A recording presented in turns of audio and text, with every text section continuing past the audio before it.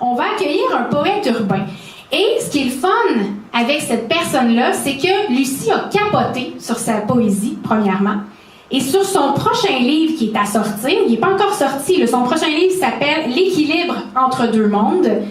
Et cette image-là sur le cover du livre a énormément parlé à Lucie, puis c'est pour ça qu'elle a eu envie, entre autres, de l'inviter ce soir. Il s'appelle Jean Simon, c'est un poète urbain, et j'aimerais que vous l'accueilliez encore de façon exponentielle. Merci! Jean Simon.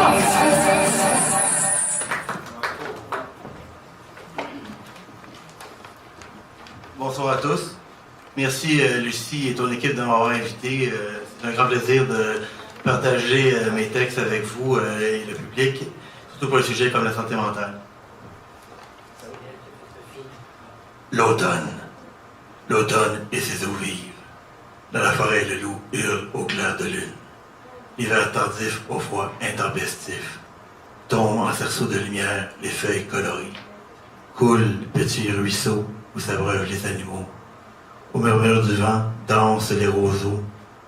Dans un paysage aux multiples beautés, dans un chantier m'étais attardé, me rappelant les automnes de ma tendre enfance, qu'est d'émerveillement encore aujourd'hui. Dans toute sa maturité, allant sur son déclin, l'automne et ses beautés boréales. Hé, maman. Hé, maman. Il est l'heure de remettre pendule à l'heure. Hé, maman. Il est fort temps que je te dise l'amour et la peine que j'ai pour toi. Hé, maman. C'est la plus belle fleur, mais pourtant le vent t'emporte. Hé, maman. Je te vois avec de ta souffrance. Je t'écris cette chanson poème pour que tu te souviennes que c'est toi que j'aime. Hé, maman. Le son du silence semble nous distancer. Je vois l'amour et la peur au fond de ton sublime regard. Le rock'n'roll n'est plus pour toi. Je ne peux que t'offrir le bleu de mes yeux et la chaleur de mon cœur. Hé, maman, ta vie se résume à un parchemin de roses, saignant ta beauté.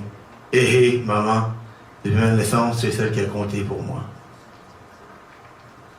Autant qu'en emporte le vent.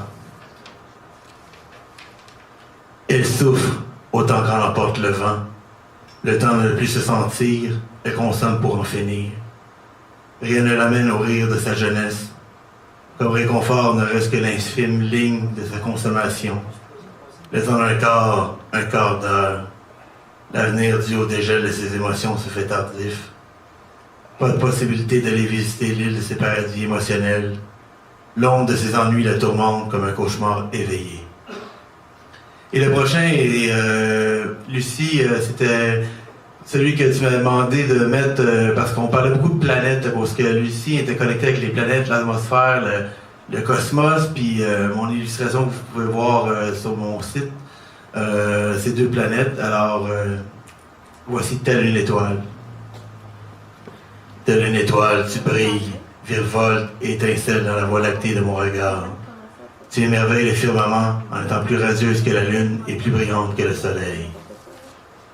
Rendant jalouse toutes les constellations de l'univers. Tu es ma planète, mon atmosphère à moi. Tu es celle qui fait en sorte que j'ai un but sur Terre. Tu es plus intensifiante que le carrefour de l'infini. Celle qui illumine ma vie de ton être miraculeux. Même dans les trous noirs de ma mémoire, tu es la plus illuminée des auspices du cosmos, mon étoile à moi. Merci à tous, bonne soirée.